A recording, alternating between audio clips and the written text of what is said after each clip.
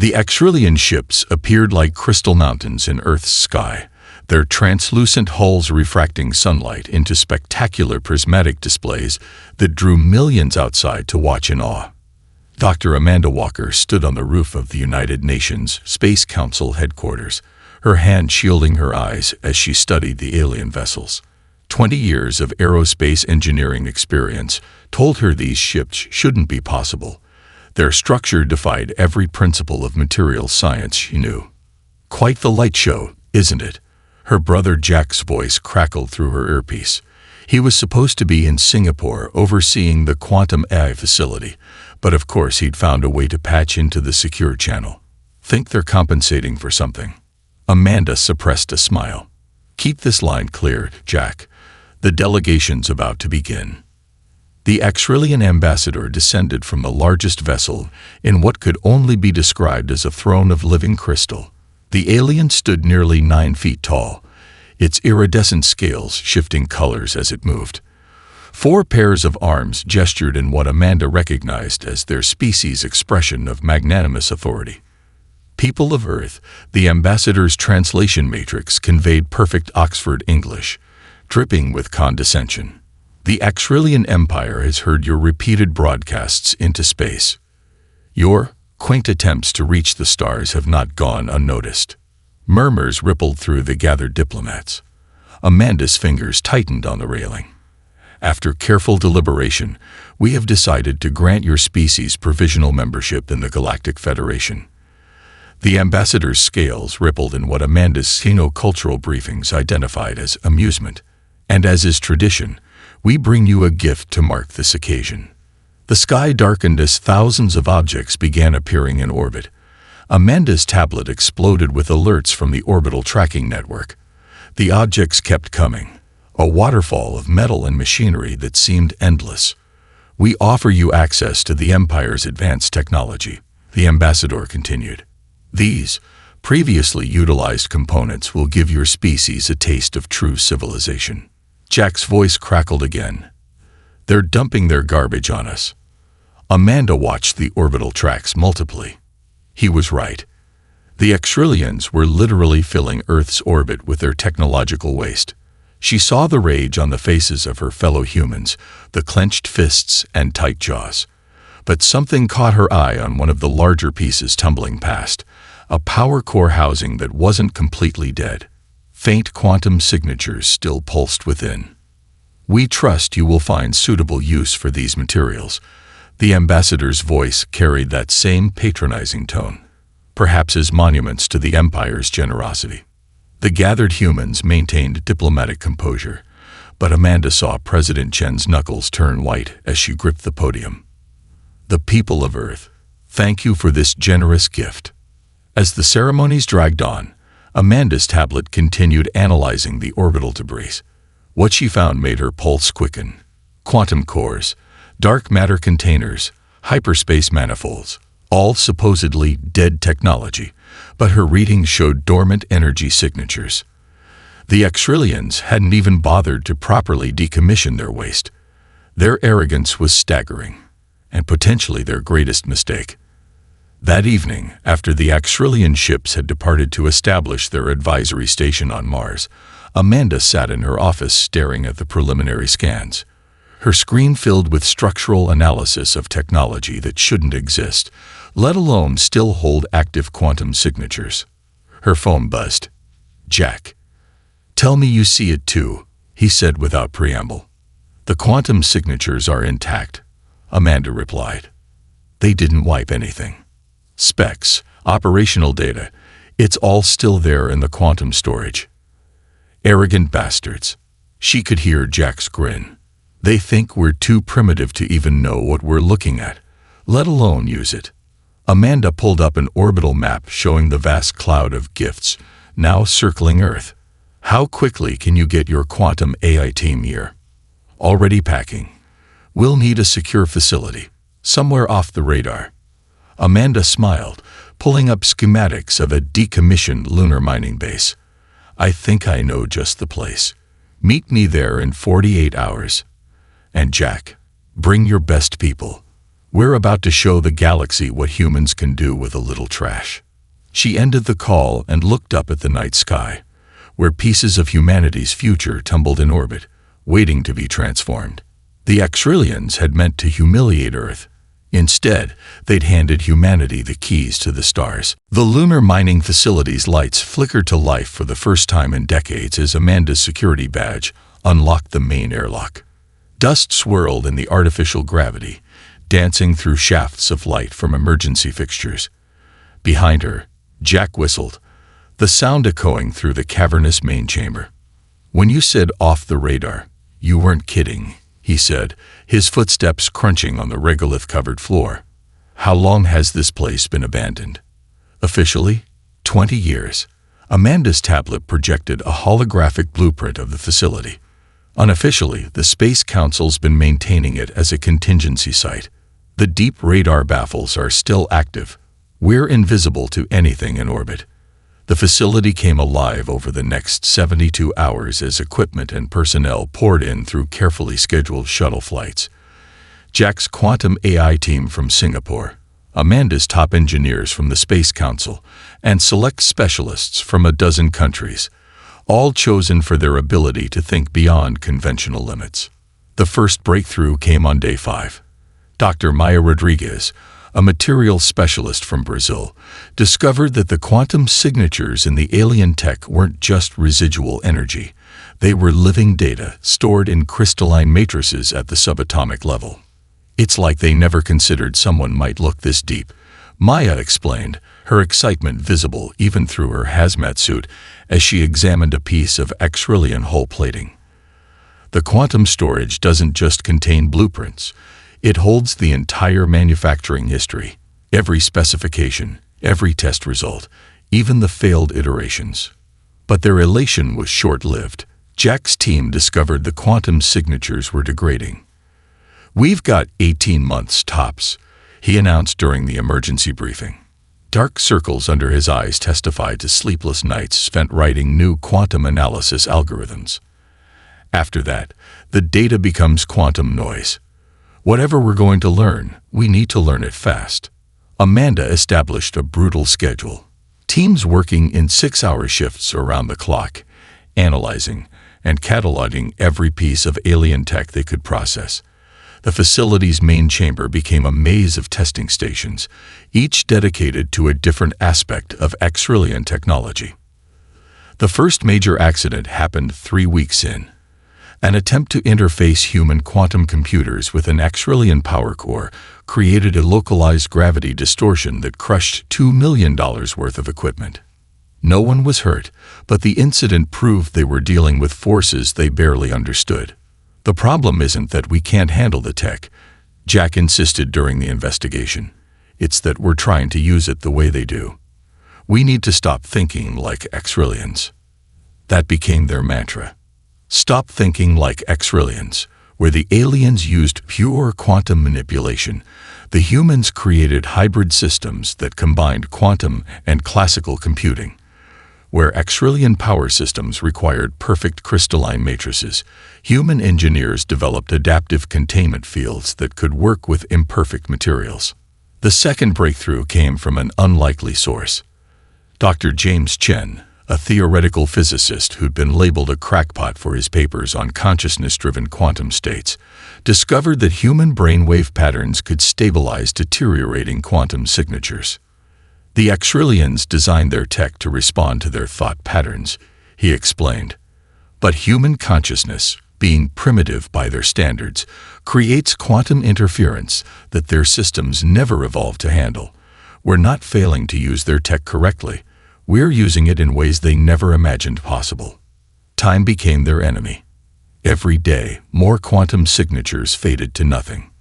The team worked frantically to download and decode what they could, knowing each lost piece might contain the key they needed. Amanda watched the countdown clock in her office tick away, marking the degradation of their greatest resource. But as the data archives grew, patterns emerged. The team began to see how Extrillian technology could be modified, combined in ways its creators had never intended. In the facility's deepest chamber, behind quantum-shielded doors, They began assembling components for something new. "It's not going to be an Xrillian ship," Amanda told the project leaders during the first integration briefing. She gestured to the holographic design slowly taking shape above the conference table. "It's going to be something they've never seen before. Something that will change everything they think they know about humanity." Jack grinned, his fingers dancing over his quantum tablet. "And the best part? We're building it from their garbage." In orbit above them, more Xrillian gifts continued to arrive, each piece of scrap adding to humanity's arsenal. The Empire's greatest insult was about to become their greatest mistake. Deep beneath the lunar surface, something impossible was taking shape. Through the quantum-shielded observation window, Amanda watched as robotic arms wove strands of hybrid material into the ship's hull. The metal seemed to flow like liquid mercury, but it wasn't metal, not entirely. It was a fusion of Xrillian quantum crystals and human carbon nanotech, creating a material that shouldn't exist. "Beautiful, isn't she?" Jack stood beside her, his reflection ghostly in the reinforced glass. Dark circles ringed his eyes, but they sparkled with an almost manic energy. The quantum core just accepted the latest neural pattern upgrade. "She's learning faster than we expected." Amanda frowned. "That's what worries me. We're building something that thinks, Jack. Something that can rewrite its own code." "Not exactly." Jack pulled up a holographic display showing streams of quantum data. "See these patterns? They're not pure AI decision trees. The system doesn't just think, it feels. We mapped it to human emotional responses, particularly creativity and intuition. It doesn't just solve problems. It dreams up solutions we'd never consider."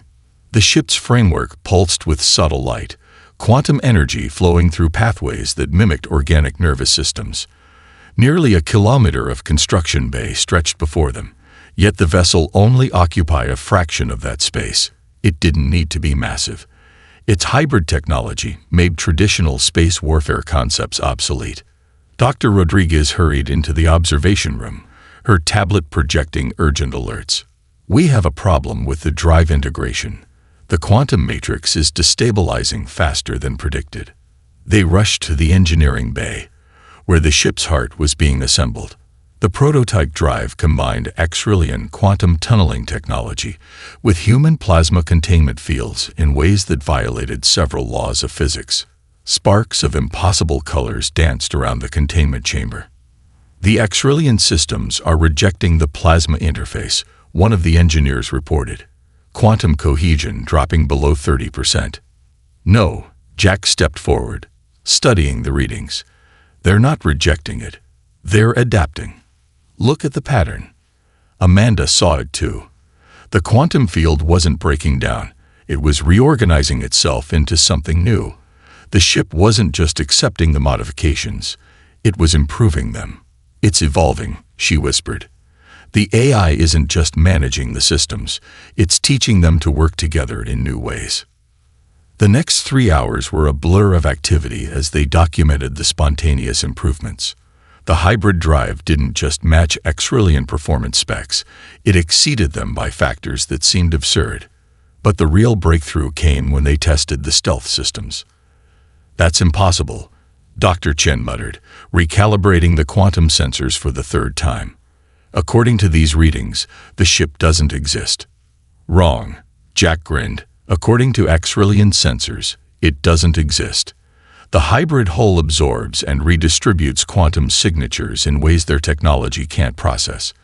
To their most advanced scanners, it looks like background radiation. Space junk." Amanda studied the test results, a chill running down her spine. "We didn't just build a better ship. We built a ghost. A ghost that can outrun, outfight, and outthink anything in their fleet," Jack added. "And the best part, it's still learning, still evolving. Every simulation we run teaches it something new." The ship's they still hadn't settled on a name, displayed an understanding of combat tactics that combined machine precision with human unpredictability. It could calculate 1,000,000 possible strategies in seconds, then choose the one option no logical being would expect. Have you considered what this means? Amanda asked quietly, watching the quantum core pulse with life. We're not just building a weapon. We're creating something that could change everything. Jack's expression turned serious. That's exactly what we're doing. The Extrillians think they know everything about how the universe works. They've gotten comfortable, predictable. He gestured at the impossible ship taking shape before them. This is humanity's response to their arrogance. We're about to remind the galaxy that the most dangerous thing in the universe isn't power, it's imagination. Through the quantum-shielded windows, the ship's hull rippled like dark water, ready to show the galaxy what humanity could build from scraps and dreams. Test flight is go in 5 minutes. Amanda's voice echoed through the lunar facility's command center. Her fingers danced across the holographic controls, confirming system readiness. All personnel to designated stations. Jack stood at the quantum monitoring station, his usual grin replaced by intense concentration. Neural matrix is stable. The ship's consciousness is excited. Excited. Dr. Rodriguez looked up from her engineering console. It's an AI, not a. There. Jack pointed to a cascading pattern of quantum signatures. See how the neural pathways are lighting up. She knows this is her first real flight. She's eager to prove herself. Amanda suppressed a smile. Of course, Jack had anthropomorphized their creation. But watching the ship's systems hum with barely contained energy, she had to admit there was something almost alive about it. Beginning launch sequence, the flight controller announced. Opening lunar bay doors. The massive quantum-shielded doors slid apart, revealing Earth hanging like a blue jewel in the black sky. The ship, still officially unnamed, though the crew had taken to calling her Phoenix, rose silently from her berth. Her hull rippled with dark energy, automatically adapting to match the quantum signature of surrounding space. Detecting Extrillian patrol near Jupiter's orbit, sensor control reported. 3 vessels, standard configuration. Amanda's hands tightened on her console. This was the moment of truth. They'd run countless simulations, but encountering actual Extrillian ships would be the ultimate test of their stealth systems. Phoenix, execute planned course to Jupiter's L4 point, she ordered. Maintain full stealth protocols. The ship accelerated with impossible grace. The hybrid drive engaged without a whisper, bending space in ways that made the quantum physicists argue for hours. On the main display, they'd watched as Phoenix crossed the vast distance to Jupiter in minutes rather than months. Extrillian patrol approaching sensor range, Jack reported. His fingers flew across the quantum interface, neural matrix adapting our signature profile. Now, Amanda held her breath. On the tactical display, she watched as the Extrillian ships drew closer. Their sensor beams, visible as ghostly purple strobes, swept the space around them. They're scanning directly ahead of us, sensor control whispered. Impact in 3, 2, 1. The scan passed through Phoenix as if she wasn't there. On the Extrillian ship's sensors, she appeared as nothing more than another piece of space debris, exactly like the garbage they'd so generously gifted to Earth. One of the Extrillian vessels adjusted course slightly to avoid the apparent debris.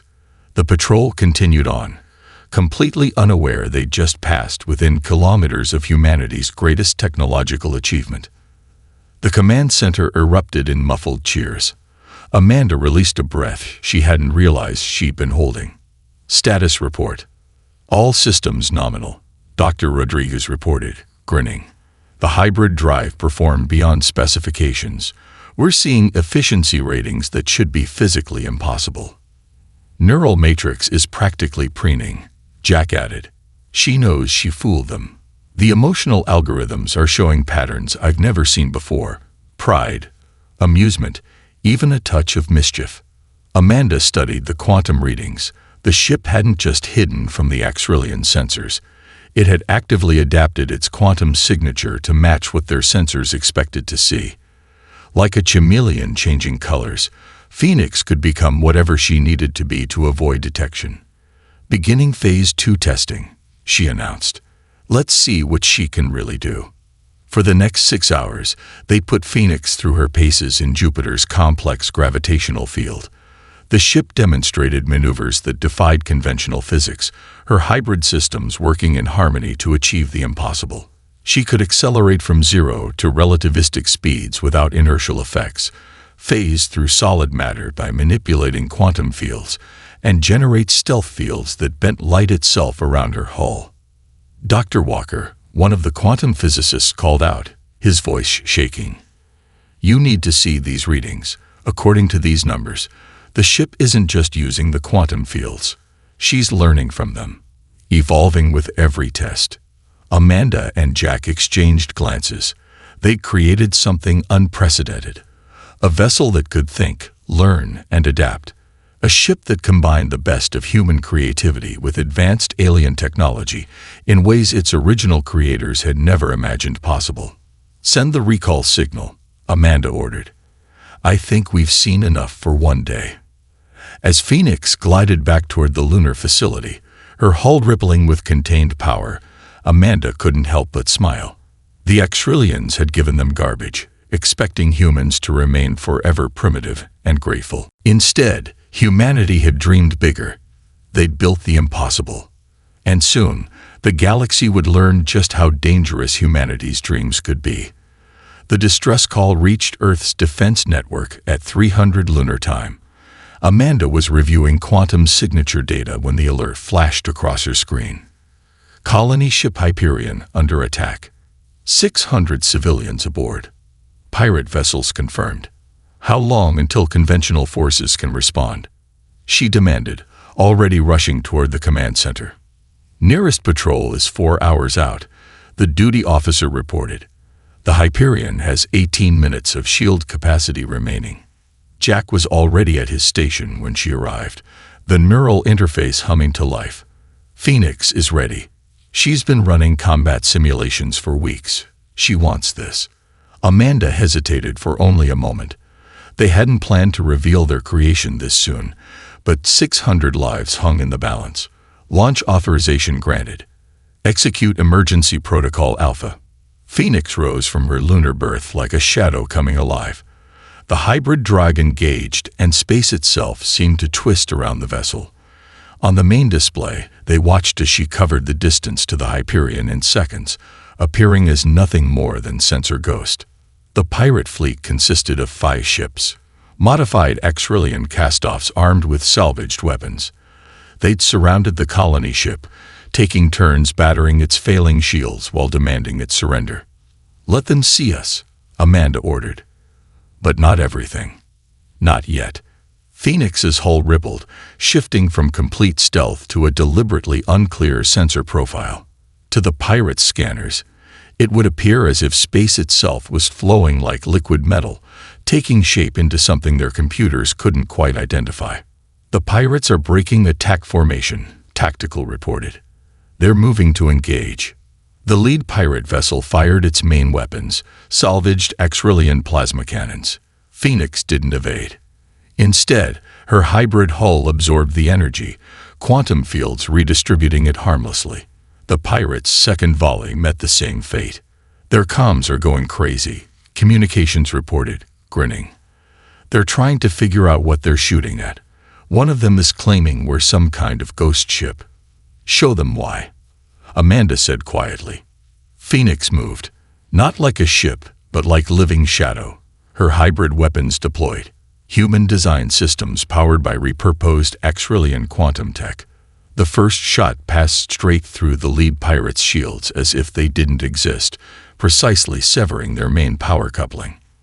"Neural matrix is mapping their response patterns," Jack reported, his fingers dancing across the quantum interface. "She's learning, adapting. Every move they make teaches her something new." The pirates tried to coordinate their attack, but Phoenix was already 3 steps ahead. She seemed to flow between their formations like water, her weapons reconfiguring themselves mid-fight to exploit each new weakness she discovered. When they tried to flee, she predicted their jump vectors and was waiting at their arrival points. In less than 5 minutes, it was over. 4 pirate ships drifted powerless, their systems surgically disabled. The fifth had managed to jump away, but not before Phoenix had allowed them to record plenty of sensor data about their mysterious attacker. Colony ship Hyperion is secure, Tactical announced. Minor hull damage, but no casualties. They're asking who we are. Amanda smiled. No response. Maintain radio silence. Let's give them something to talk about. As they escorted the Hyperion to safety, Amanda watched the quantum readings from Phoenix's neural matrix. The ship was processing the combat data, analyzing every decision, every movement. Learning. Growing. She hadn't just won the fight. She'd turned it into a learning experience. The stories are already spreading, Jack said, showing her his quantum feed. The pirates are transmitting sensor logs across 3 sectors. Ghost ship, shadow vessel, the phantom that moves like liquid night. He grinned. Think the Extrillians will recognize their own recycled tech. They're about to, Amanda replied. That fleeing pirate ship is headed straight for their nearest outpost. By this time tomorrow, every Extrillian commander in the sector will be looking at sensor logs of their own cast-off technology being used in ways they never imagined possible. Through the quantum link, she felt Phoenix's satisfaction, not just at winning the battle, but at finally revealing herself to the galaxy. The ghost ship built from garbage had shown just a fraction of her true power, and the legends were already beginning. The Extrillian Empire was about to learn that humanity's imagination was far more dangerous than their advanced technology. And this was only the beginning. High Admiral Zextol of the Extrillian Empire stared at the holographic display with all 4 sets of eyes, his scales shifting to a deep purple of confusion and anger. Before him, sensor logs from 6 different encounters played in sequence. A border patrol squadron vanished. A military convoy, its escorts disabled with surgical precision. A research station, its quantum cores extracted without a single casualty. Impossible, he hissed, his translator matrix struggling to convey his frustration. Show me the weapon signatures again. The analysis crystals pulsed, highlighting energy patterns that seemed to defy physics itself. But there was something hauntingly familiar about them.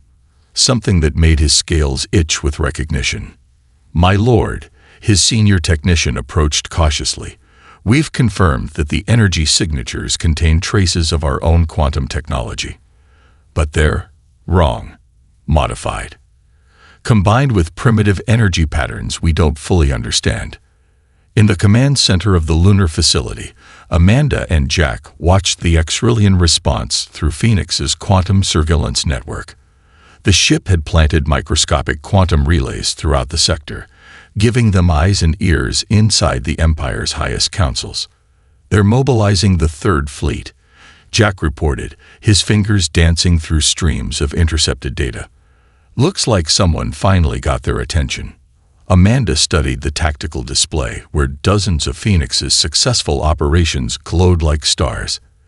They'd spent the last month systematically dismantling the Empire's military presence along Earth's sector, not through destruction, that would have been too easy. Instead, Phoenix had demonstrated humanity's superiority through precision and restraint. Incoming transmission from the Extrillian flagship, communications announced. They're broadcasting on all frequencies. The holographic display shimmered, revealing High Admiral Zextol's imposing figure. Unknown vessel, his translated voice boomed. You have committed acts of aggression against the Extrillian Empire. You will reveal yourself and surrender, or face immediate destruction. They'd brought their newest dreadnought, Tactical reported. The Eternal Dominion. 5 kilometers of advanced quantum weaponry. Jack grinned at his sister. Should we show them what their recycled garbage can really do? Amanda nodded. Phoenix, execute Protocol Omega. Let's give them a proper introduction. The ship's neural matrix hummed with anticipation. In the space around the Extrillian fleet, quantum sensors detected something unprecedented.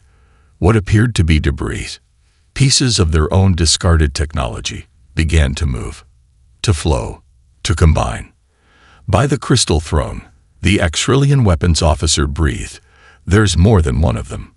Phoenix had used her month of operations to seed the sector with quantum-modified components. Now, under her control, those components assembled themselves into a dozen smaller vessels, each one incorporating the same hybrid technology that made their parent ship so formidable. Impossible. High Admiral Zexel's scales flashed crimson. These energy readings, these are components from our gift to the humans, but they're primitive savages. They couldn't possibly. This is Dr. Amanda Walker of Earth. Amanda's voice cut through their command channel. We thank the Empire for their generous gift of primitive technology. We've made some improvements. The Phantom Fleet moved as one, their hybrid drives bending space in ways that made the Axrillian sensors scream in protest.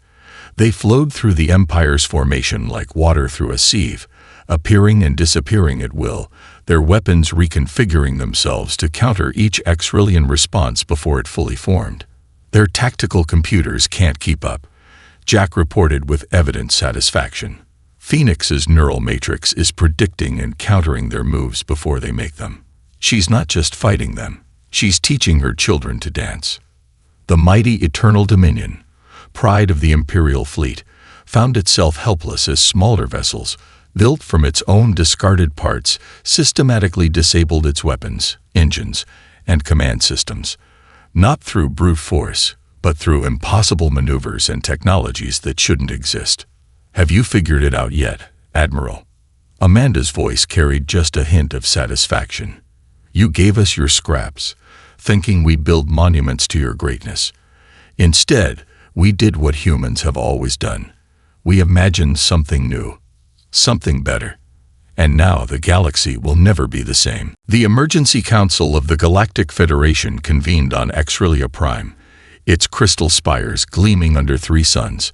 Representatives from 200 species gathered to address what many were calling the greatest crisis in Imperial history. At the center of the vast chamber, a hologram displayed scenes that challenged their understanding of the universe. Imperial warships disabled by vessels that seemed to defy physics itself. Amanda and Jack stood before Earth's delegation, their presence a statement in itself. Behind them, Phoenix hung in high orbit, visible to all as more than just a weapon. She was proof that the galaxy's fundamental assumptions needed to change. The Empire would have you believe that technological progress follows a single path. Amanda's voice carried through the chamber's perfect acoustics. That innovation can only flow from their approved methods, their rigid thinking. We're here to show you they're wrong. The hologram shifted, displaying the hybrid quantum drive that powered Phoenix and her sister ships. Jack stepped forward, his hands moving through the display as he explained. We didn't just repurpose your discarded technology. He addressed the Axrillian representatives directly. We reimagined it. Where you saw broken components, we saw possibilities. Where you demanded purity, we embraced combination. The result isn't just a better ship, it's proof that there are infinite paths to advancement. Murmurs rippled through the assembly. Representatives from younger species leaned forward, their interest obvious. Many of them had received similar gifts from the Empire over the centuries. The Axrillian High Chancellor rose, his scales shifting through patterns of diplomatic restraint.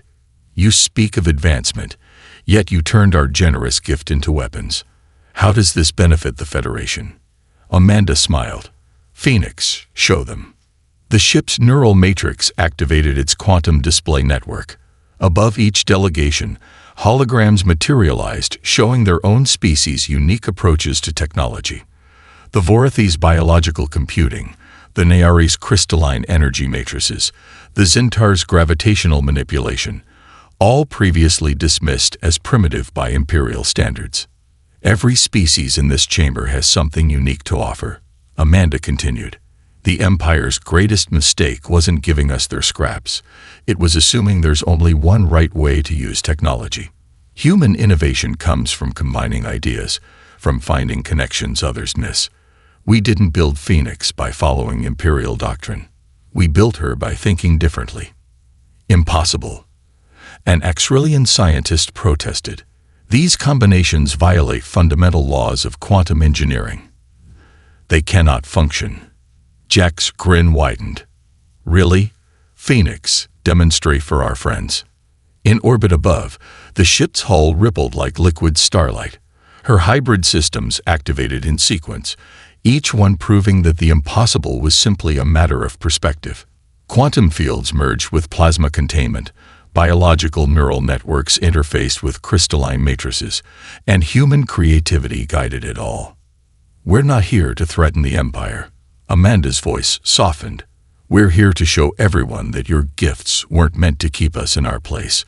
They were opportunities to prove that diversity of thought leads to true innovation. The chamber erupted in discussion as species after species recognized the potential in their own primitive approaches. The Vorathi representative's bioluminescent patterns pulsed with excitement as she described how their organic technology could interface with Phoenix's hybrid systems. The Nayari delegation immediately proposed combining their crystal matrices with human quantum modifications. Even some younger Exrillian scientists broke ranks, their scales showing patterns of scientific curiosity that overrode cultural conditioning.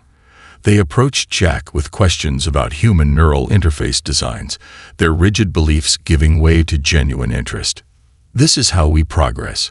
Amanda addressed the chamber one final time. Not through dominance or rigid adherence to a single path, but through collaboration, through imagination, through the understanding that every species, no matter how primitive you believe them to be, has something valuable to contribute. Above them, Phoenix pulsed with an almost visible satisfaction. She wasn't just a warship anymore. She was proof that the galaxy's future belonged to those who dared to dream beyond the boundaries of conventional wisdom. 1 year after the Emergency Council, the lunar facility had transformed. What began as a secret military installation now housed the Galactic Innovation Center, its halls filled with representatives from dozens of species. In the main atrium, a piece of the original Exrillian scrap hung preserved in a quantum stasis field, a reminder of how humanity's greatest triumph began with an insult. Amanda walked through the quantum engineering lab, where Vorathi bioengineers worked alongside human scientists to develop new hybrid systems. Their latest project, a fusion of organic computing and quantum crystalline matrices, promised to revolutionize space travel yet again. The latest test results are impressive. Dr. Kethra, a young Exrillian scientist, approached with excitement visible in her scale patterns. By incorporating human neural mapping into our quantum cores, we've increased efficiency by 300%. Keep pushing the boundaries, Amanda encouraged. That's where the real breakthroughs happen. In the adjacent chamber, Jack supervised a team of interspecies programmers as they worked to expand Phoenix's neural matrix architecture. The ship that had once been humanity's secret weapon now served as a teaching tool, helping other species understand how to think beyond their traditional limitations. Watch this, Jack said to a group of wide-eyed Nayari students. Phoenix, show them your latest trick. The ship's quantum presence manifested in the lab's holographic space. She demonstrated how her neural matrix could now interface simultaneously with a dozen different species' technological approaches, translating and combining their innovations in real time. She's not just a ship anymore, Jack explained. She's become a bridge between different ways of thinking. Each new species that joins the project teaches her something new, and she helps us all learn from each other. In orbit, Phoenix's sister ships patrolled peacefully alongside Exrillian vessels. The Empire, after much internal debate, had chosen adaptation over obsolescence. Their newest ships incorporated human innovation, making them more capable and versatile than ever, but also serving as a constant reminder that progress comes from embracing new perspectives. Incoming transmission from the frontier, a communications officer announced. The Joint Expedition Team has made first contact with the Meridian Cluster. Amanda smiled as she watched the feed. A Phoenix-class vessel, crewed by members of 6 different species, represented the Federation to a newly discovered civilization. Instead of demanding conformity or offering condescending gifts, they extended a genuine hand of cooperation. Remember when we thought we were building a weapon? Jack joined her at the observation window, watching Earth rotate below. Turns out we were building something much more powerful, a way to bring people together. The Extrillians did give us a gift, Amanda replied, just not the one they intended. They gave us the chance to show the galaxy a better way forward. In the quantum fabrication bay, teams of engineers from a dozen worlds worked on new projects, each one combining technologies in ways that would have been dismissed as impossible just a year ago. The Vorathi's organic computers merged with Nayari crystal matrices, powered by human-designed quantum cores, all guided by Phoenix's evolved neural architecture. That's something you should see. Jack pulled up a secure quantum feed. Remember that young civilization we contacted last month? They just sent us their first attempt at hybrid technology. Look familiar? The hologram showed a crude but functional device combining their native biotechnology with salvaged quantum components. It wasn't pretty, and it violated several established laws of physics. But it worked. Amanda felt tears in her eyes. They're not afraid to try the impossible. Because we showed them that impossible is just another word for hasn't been done yet. Jack grinned. Not bad for a bunch of primitive savages playing with scraps. Huh. Above them, Phoenix pulsed with satisfaction. She had evolved far beyond her original purpose, becoming a symbol of what was possible when different minds worked together. The ship built from garbage had helped forge a future where innovation knew no bounds, where every species' unique perspective contributed to the greater whole. The Extrillian Empire had tried to put humanity in its place.